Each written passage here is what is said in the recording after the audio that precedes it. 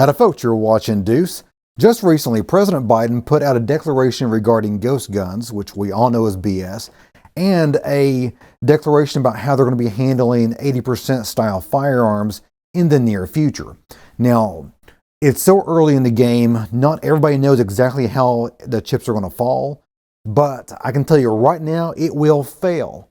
Why will this whole declaration about ghost guns fail? I present you the Ender 3 3D printer.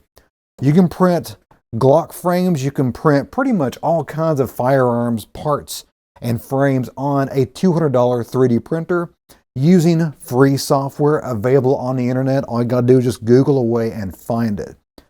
Let's take a look at some of the crazy stuff I've printed on this $200 3D printer. And if you're not already subscribed, go ahead and hit that subscribe button down below because YouTube will be hiding these videos, and one of the next videos regarding 3D printing will be on how to set up your Ender 3 3D printer to better print the things that we are interested in. Here's a Glock frame that I did not 3D print. This is a Polymer 80 Glock frame that you buy and then mill out yourself on with your drill or whatnot. And it has worked very, very well.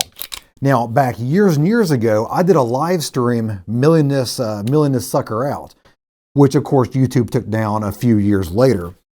And then I broke it because I was abusing the thing, and Polymer 80 was kind enough to send me another version, or an updated version that was a little bit stronger than the first versions that I bought many, many years ago. But then I started 3D printing them. Bet you didn't know that Glock made an orange frame, did you? Of course you didn't, because they don't.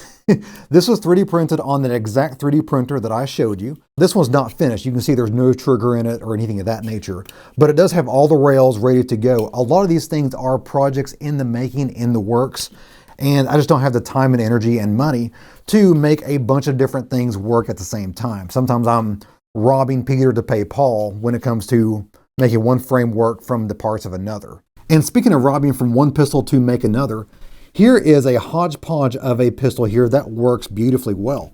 It is a 3D printed lower that is basically a Generation 3 Glock with no finger grooves in it, which is nice. A Glock 34 barrel in a Glock 17 slide. So it looks a little funny, but the thing shoots. The thing shoots really, really well. This is called the Big Chungus. This houses a 32 round magazine, which this is an unfinished one. I'll tell you why I never finished this one, but it is a Glock 34 that is compensated on top of there, and it's a two-handed it is a two-handed grip, which is interesting to say the least.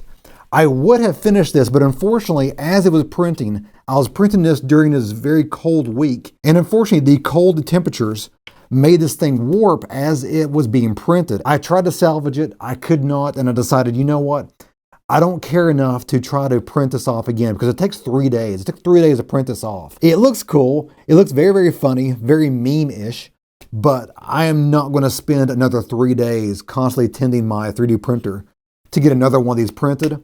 I just don't care enough for something that is just meant to look funny anyway. This accomplishes that goal. And here's another yet to be finished Ruger pistol. It's a Ruger 1022 that is 3D printed frame, receiver, and the trigger pack also 3D printed. All the internals still need to be installed. But that's going to be a very, very cool setup here. Once I get this finished, I will take you down to the range or the farm or wherever I feel comfortable pulling a trigger on this. And we're going to test this out eventually once I get it completed. Last but not least, actually last but the best, is my completed FGC9. What does FGC9 stand for? It stands for gun control chambered 9mm. Now this is a very interesting pistol because it is 100% 3D printed, and the internals, all the metal components, you can find at Home Depot, Lowe's, McMaster Catalog, all those places, and it's a slapper. And just so we're clear, I did not invent or design any of these programs or files. I found all these files online, just Google away. Now it takes a while. You're going to be searching for them for quite a while to find the correct files. And because the government can't stop the signal of 3D files going out to the public, gun control will ultimately fail.